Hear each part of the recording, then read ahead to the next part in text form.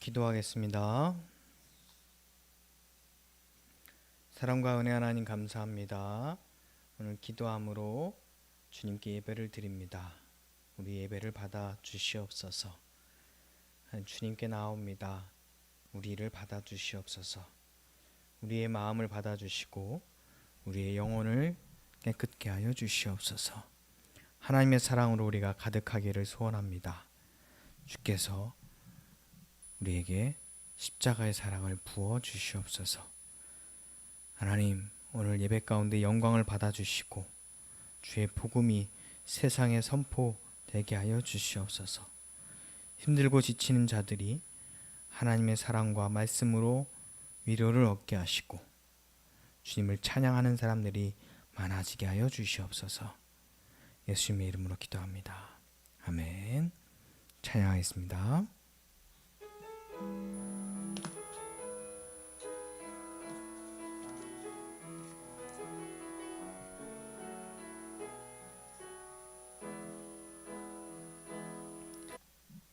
자, 오늘 우리가 기도할 나라는 칠레입니다.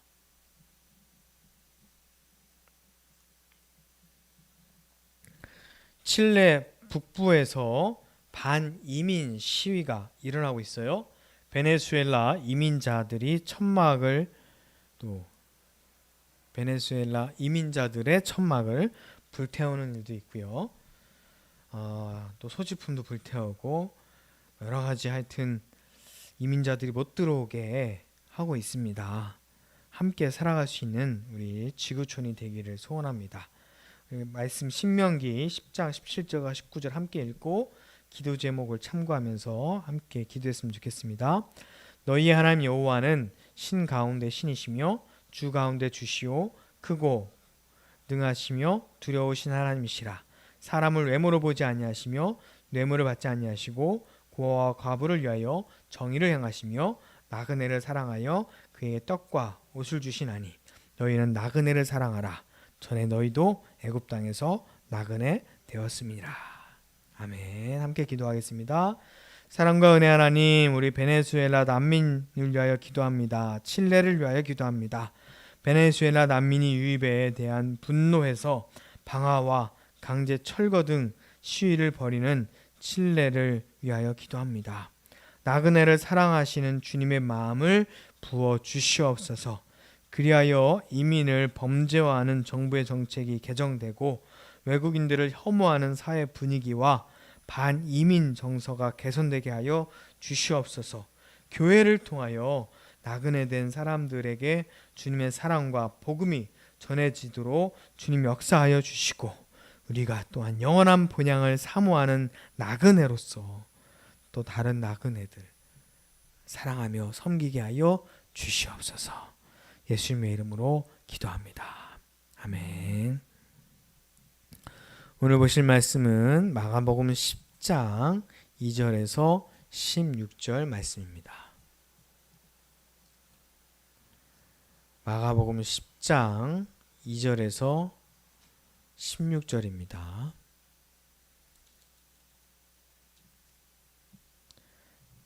저와 여러분이 한 절씩 교독하겠습니다. 바리새인들이 예수께 나와 그를 시험하여 묻되 사람이 아내를 버리는 것이 옳으니까? 이르되 모세는 이혼 증서를 써주어 버리기를 허락하였나이다.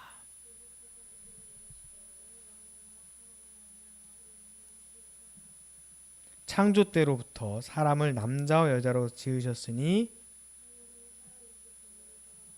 그 둘이 한 몸이 될지니라. 그런즉 이제 둘이 하니요 한 몸이니.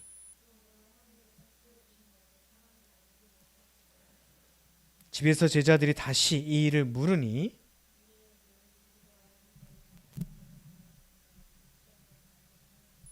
또 아내가 남편을 버리고 다른 데로 시집가면 간음을 행함이라.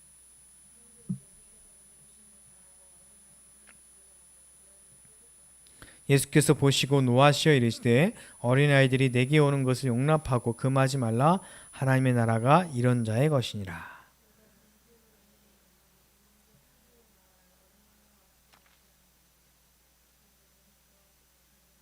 함께 하겠습니다. 그 어린아이들을 안고 그들 위에 안수하시고 축복하시니라. 아멘. 할렐루야. 주의 이름으로 사랑하고 축복합니다. 어제 우연히 그것이 알고 싶다를 봤는데요. 굉장히 충격적인 영상을 봤어요. 안산의 Y교회라고 나오는데 안산의 Y교회의 오목사 성착취 인간 농장에 대한 이야기였어요. 예전에 통일교회에서 합동 결혼식도 하고 막 그랬는데 그것도 이해할 수 없죠. 이렇게 무작위로 짝을 지어가지고 결혼시키는 거예요. 근데 어쨌든 그렇게 결혼시켜서 그들은 가정을 이루고 살았는데 이 그것이 알고 싶다에 나온 그 이상한 교회는 진짜 이상한 교회예요. 그냥 자기네 교회에 있는 청년들 그냥 무작위로 짝을 지어가지고 합동 결혼식을 시키고 성관계를 시키고 가정을 이루게도 안 하고 아기를 낳게 하고 그 아기를 인질로 해가지고 돈을 벌게 해오는, 그래서 헌금 목표 액수 500만 원 막 이렇게 주고, 정말 심각한, 완전히 이런 이상한 사이비 같은 곳이 교회를 또 욕먹이고 있구나 그러면서 너무 마음 아프게 봤는데요. 결국은 올해 구속이 됐더라고요. 또 앞으로 이제 또 재판이 이루어지겠지만 이게 잠깐 그런 것이 아니라 20년 동안 이렇게 해왔다고 하더라고요. 너무 어이가 없고 정말 무서웠습니다. 인간을 인간으로 안 보고 소유물로 봤던 거예요. 자기 행복과 자기 만족의 수단으로, 도구로 생각해가지고 힘 있는 사람이 가스라이팅이라고 그러죠. 사람을 길들이고 괴롭히고, 그 힘없고 약한 사람들을 지배하고 착취하는 그 모습이 참 믿기지 않을 모습이었습니다.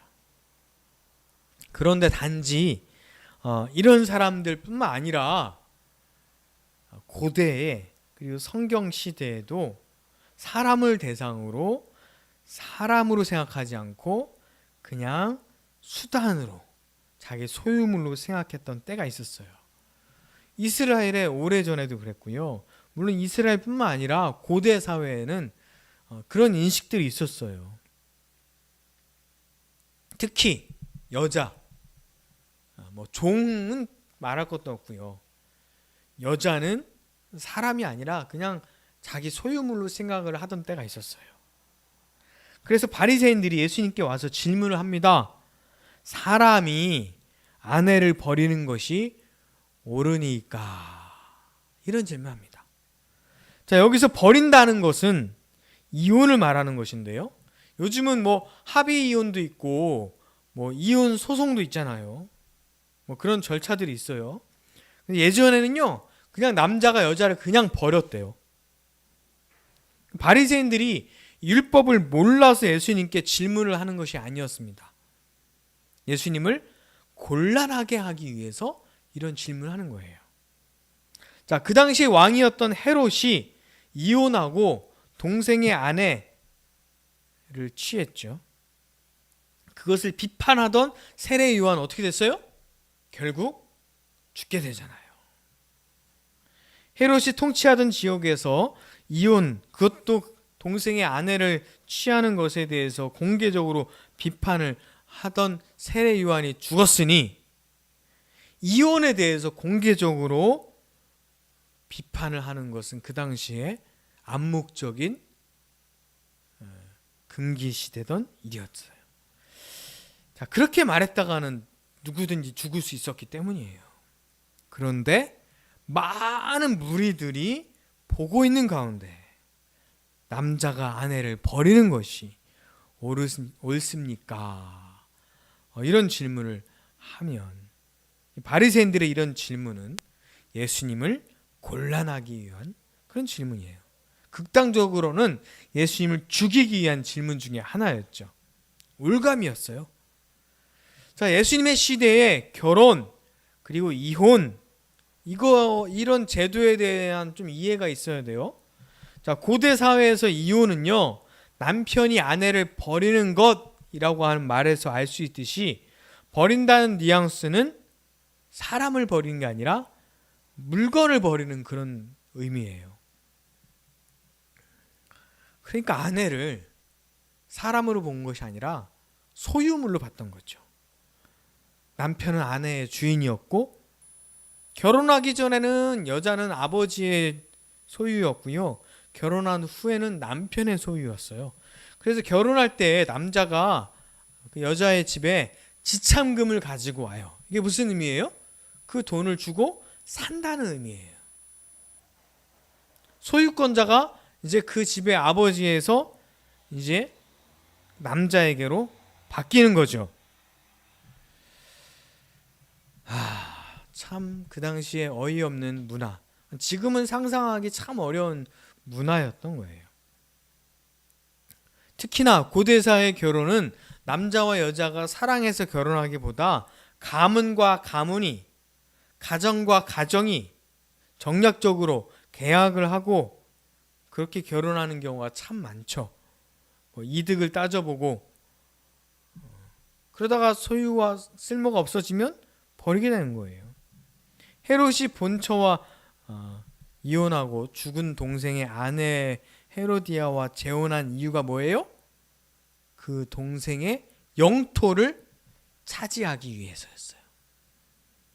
그런데 바리새인들이 오늘 예수님께 사람이 아내를 버리는 것이 옳습니까? 라고 하는 질문, 예수님께 배우려고 하는 것이 아니라 예수님을 공격하기 위한 거죠.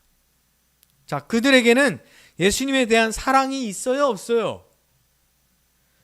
예수님에 대한 사랑이 전혀 없었어요. 자, 여자들에 대한 사랑은 있어요, 없어요? 여자들에 대한 사랑도 전혀 없어요. 그래서 예수님께서 율법에 대한 자부심이 있었던 그들에게 묻습니다. 모세는 그럼 어떻게 얘기하느냐? 라고 물어봐요. 그러니까 율법에 대해서 아주 잘 알고 있다라고 하는 그들이 대답을 하죠. 모세는 이혼 증서를 써주어서 버리기를 허락하였습니다. 맞아요. 이것은 신명기 24장 1절과 3절의 말씀에 근거한 겁니다. 같이 읽어볼게요. 사람이 아내를 맞이하여 데려온 후에 그에게 수치되는 일이 있음을 발견하고 그를 기뻐하지 아니하면 이혼 증서를 써서 그의 손에 주고 그를 자기 집에서 내보낼 것이요, 그의 둘째 남편도 그를 미워하여 이혼 증서를 써서 그의 손에 주고 그를 자기 집에서 보냈거나 또는 그 아내로 맞이한 둘째 남편이 죽었다 하자, 그러면서 이렇게 이야기가 나와요. 자, 이 말씀을 보면 이혼이 전혀 불가능한 것이 아니라죠? 그래, 전제가 있어요. 첫째는 아내에게 수치되는 일이 있어야 되고요. 자, 그러면 그런 수치되는 일은 뭐예요? 두 가지 견해가 있는데요. 샴마이 약파는 간음죄를 저질렀을 경우에, 그런 경우에는 이혼이 가능하다라고 주장을 합니다. 힐렐 학파라고 있는데, 힐렐 학파는 간음죄 말고도 우리나라의 그 칠거지약이 있듯이 여자가 여러 가지의 죄를 지었을 때, 행실이 나쁠 때, 그 중에 남자의 마음에 안 들 때 버려도 된다, 이혼해도 된다, 좀 더 폭넓게 이유를 정하고 있어요. 자, 두 번째 이유는요, 이혼하게 될 경우에 이혼 증서를 써주어야 한다라고 하는 건데, 이렇게 한 이유가 있어요. 뭐냐면 이 여인의 생명과 안위를 보호하기 위해서였습니다. 그 고대의 중동 지역에는 요즘도 그런 곳이 있을 수 있는데요, 여자는 경제 활동을 할 수 없도록 해놨어요. 남자에 의해서만 경제 활동을 하고 경제적으로 의존적이었죠.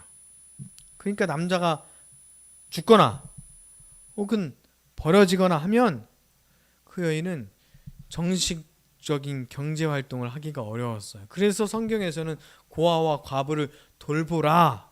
돌보지 않으면 죽으니까요. 그런데 특별한 예외가 있어요. 그게 뭐예요? 이혼 증서를 가진 여인은 재혼을 할 수 있어요. 그러면 재혼을 해서 또 재혼한 남자로 인하여 경제적으로 풍요롭게 혹은 먹고 살 수 있는 길이 열리는 거죠. 그러니까 이혼 증서를 주고 버려라. 막 버리지 말고. 원래는 버리면 안 되지만 최소한 그 당시에 그 남자들과 그 유대인들이 워낙 완악하고 사악한 마음이 많았고 막 자기 마음에 안 들면 그냥 여러 가지 핑계를 대가지고 여자를 막 버리는 거예요. 그러면 그런 여자가 어떻게 살겠어요?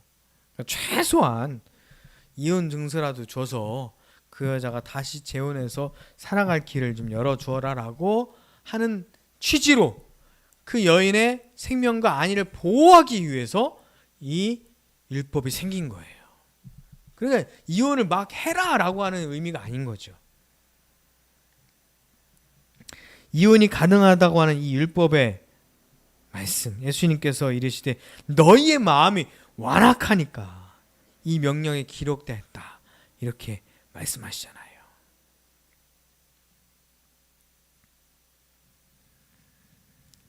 그러면서 예수님께서는 오히려 이혼에 대한 질문에 결혼에 대해서 말씀해 주세요.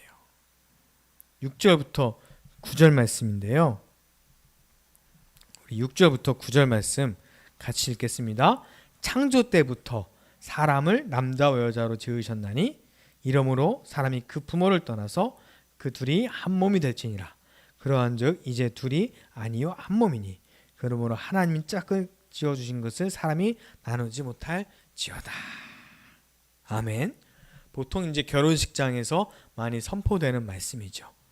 하나님이 짝지어 주셨다고 말씀하시는데 하나님이 짝지어 주신 것은 설교 처음에 말씀드렸던 그 이상한 교회나 통일교회에서 그냥 무작위로 너 이렇게 막 짝지어서 알지도 못하고 사랑하지도 않는 사람을 결혼시키는 그런 게 아니에요.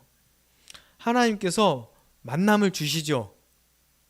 만남의 기회들을 주세요. 맞선을 시키든 지나가다 만나든 어떤 모임에서 만나든 하여튼 만나게 해주시는 거예요. 그러면 남자와 여자가 어느 순간 사랑하는 마음이 생기는 거죠. 그 말씀이 창세기 2장 23절에 말씀하고 있어요. 같이 읽겠습니다. 아담이 이르되 이는 내 뼈 중에 뼈요 살 중에 살이라. 이것을 남자에게 취하였은즉 여자라 부리리라 하니라. 아멘. 하나님께서 여자를 창조하시고 아담에게 이렇게 이끌어 가신 건 하나님이 하신 일이죠. 근데 그 여자를 보고 그 여자를 사랑하는 건 남자예요. 그럼 반대로도 할 수 있는 거죠. 어쨌든 만나게 하신 건 하나님이고 그 만남 가운데 둘 사이에 사랑하는 마음이 생겼다는 거예요. 강제로 짝지어 주신 것이 아니라 뼈 중에 뼈요 살 중에 살이라 라고 하는 최고의 사랑 고백을 아담이 하고 있는 겁니다. 그리고 남자와 여자의 관계는 종속관계나 혹은 소유의 관계가 아니라 평등한 관계, 사랑하는 관계라고 하는 것을 창세기 2장 18절을 통해서 알 수 있어요. 같이 읽겠습니다.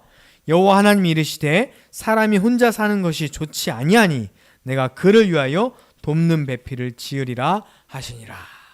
이거는 종이 주인을 돕는 그런 관계 아니라 동등한 사람이 동등한 관계에서 서로를 도와주는 그런 파트너십을 이야기합니다. 예수님께서 사랑 없이 미움과 증오를 가지고 예수님을 대하는 그들에게 오히려 사랑에 대하여 말씀하고 계세요. 결혼은 원래 하나님께서 사랑의 관계로 주시는 거죠. 사람이 완악하니까 하나님께서 짝져 주셨음에도 불구하고 함께 살 수 없을 때, 도저히 함께 할 수 없을 때 이혼이라고 하는 제도를 허락하여 주신 거죠. 배우자가 폭력을 행하거나 정말 도저히 함께 살 수 없는 경우 이혼해야죠. 그럴 때는 같이 살다가는 죽게 생겼을 경우에 이혼해야죠. 예수님께서 강조하신 것은 어떤 제도보다 서로 사랑하라고 말씀하고 계신 거예요. 남자에게 왜 돕는 배필을 주신 거예요? 부족하니까요. 그리고 남자는 여자를 자기 살과 자기 뼈처럼 아끼고 사랑하라라고 말씀하고 계십니다. 그 가르침 바로 이후에 사람들이 예수님께 만져주심을 바라며 어린아이들을 데리고 옵니다. 이 결혼에 대한, 이 이혼에 대한 질문과 이 어린아이들을 데려오는 이 두 가지 이유가 정말 잘 어울리지 않는 것 같지만 사실은 하나의 이야기예요. 아까 전혀 예수님을 사랑하지 않는 사람들이 예수님을 공격하러 바리새인들이 왔잖아요. 그런데 제자들은 그들을 막아요, 안 막아요? 안 막아요. 예수님을 공격하러 오는 사람들은 막지도 않아요. 방어하지 않아요. 그런데 오히려 예수님을 사랑하고 예수님께 만져주심을 바라고 힘없고 약한 사람들은 오히려 제자들이 제지합니다. 화를 내요. 그래서 예수님께서 제자들에게 오히려 화를 내시면서 말씀합니다. 14절 보시면 어린아이들이 내게 오는 것을 용납하고 금하지 말라. 하나님의 나라가 이런 자의 것이니라.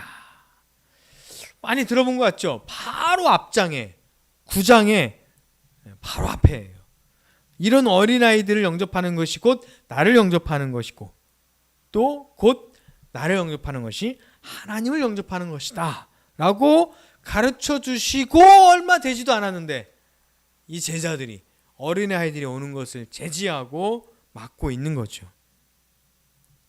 마가복음 9장 37절 같이 읽겠습니다. 누구든지 내 이름으로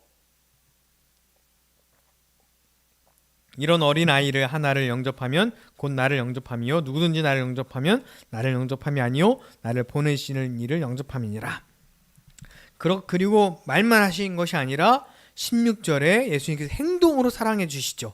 16절 같이 읽겠습니다. 그 어린아이들을 안고 그들 위에 안수하시고 축복하시니라. 아멘. 자, 예수님은요 사랑을 전하러 오셨어요. 예수님을 사랑하러 오셨습니다. 그 당시 남자가 여자를 사람이 아니라 소유물로 생각했던 것처럼 우리들 마음 가운데 혹시 사람을 사람이 아니라 내 성공의 수단이나 내 기쁨의 수단이나 어떤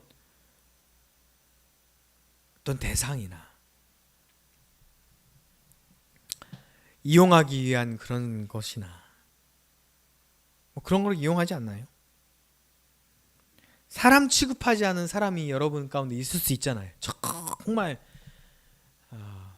내 기준 이하이거나 아니면 정말 미워하거나 그래서 사람 취급하지 않는 사람들. 여러분 삶 가운데 어떤 인간관계나 어떤 상황이 있는지 저는 알 수 없기 때문에 저는 모르지만 여러분 스스로 알 수 있잖아요. 여러분이 관계하지 않거나 사람 취급하지 않거나 아니면 그냥 수단으로 삼는 사람들, 그런 사람들을 향하여 십자가를 지심으로 우리에게 사랑을 전해주시고 그 사랑으로 우리도 복음을 전하기를 원하시는 그 예수님처럼 우리의 마음속에 예수님의 사랑이 있어야 천국이 우리의 것이라고 말씀하고 계십니다. 그렇지 않으면요 스스로가 우리를 지옥으로 만드는 거예요. 사랑하는 성도 여러분, 이 두 가지 이야기에서 예수님께서 말씀하시는 것은 사람을 수단이나 소유나 거리낌의 대상으로 만들지 말라는 거예요. 어떻게 해야 돼요? 그러면 사랑의 대상으로 대하라는 겁니다. 예수님의 여러분을 사랑하셨듯이 또한 여러분도 세상 사람들을, 아내를, 남편을, 자녀를, 그리고 여러분의 주위에 있는 그 사람을 사랑하기를 바라고요. 예수님을 사랑받고 예수님께 사랑하기 원해서 오는 사람이 있다면 여러분이 막지 않기를 간절히 바랍니다. 여러분 때문에 예수님께 오는데 거리낌이 있는 사람들이 생겨나지 않기를 바라고, 반대로 얘기하면 여러분 때문에 예수님께 오기를 원하는, 여러분을 통해서 예수님의 사랑을 받기를 원하는 사람들이 생겨나기를 주의 이름으로 축원합니다. 기도하겠습니다. 사랑과 은혜 하나님 감사합니다. 하나님, 예수님께서는 사랑하러 이 땅에 오셨습니다. 그런데 예수님께 사랑받고 예수님을 사랑하고자 하는 사람들을 막아서는 사람들이 있습니다. 우리가 잘못 살면, 우리가 죄를 많이 지으면 처음에 얘기했던 그 교회처럼, 그 목사처럼 세상에 욕을 먹으면, 비상식적인 일들을 하면, 이기적인 삶을 살면 하나님께 사랑받기 위해서 오는 사람들을 막는 결과가 일어나게 됩니다. 하나님, 우리가 예수님의 사랑으로 사랑하며 살게 하여 주시옵소서. 남편을 사랑하고 아내를 사랑하며 어린 자녀들을 사랑하고 또한 내 주위에 예수님께로 오길 원하는 사람들, 그 영혼들을 우리가 사랑함으로 하나님께로 인도하는 사람이 되게 하여 주시옵소서. 사랑하러 오신 예수님께 사람들을 막아서는 사람이 되지 않게 하여 주시옵소서. 예수님의 이름으로 기도합니다. 아멘. 오직 주의 사랑에 매여 찬양하시며 준비하신 예물 봉헌하겠습니다.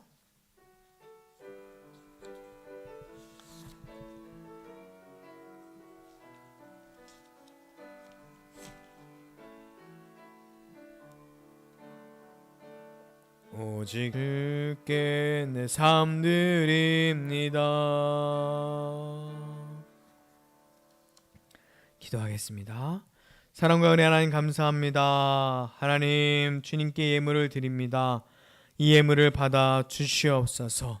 하나님이 이 예물을 드리는 손길을 기억하시고 하나님, 그 손을 모아 기도하는 하나님의 뜻대로 기도하는 그 기도의 제목들을 주님 응답하여 주시옵소서. 기도를 통하여 그들의 삶에 하나님의 사랑이 충만케 하여 주시옵소서. 그들의 헌금을 통하여, 우리의 헌금을 통하여 또한 진리교회가 든든하게 서기고 또한 주의 복음을 전하게 하여 주시옵소서. 주께 삼게 하여 주시오며 주님, 이 진리교회 하나님의 사랑으로 가득하게 하여 주시옵소서. 이제 우리 주 예수 그리스도의 은혜와 하나님의 크신 사랑과 성령의 함께 하심이 이제부터 영원토록 함께 하시기를 간절히 축원하옵나이다.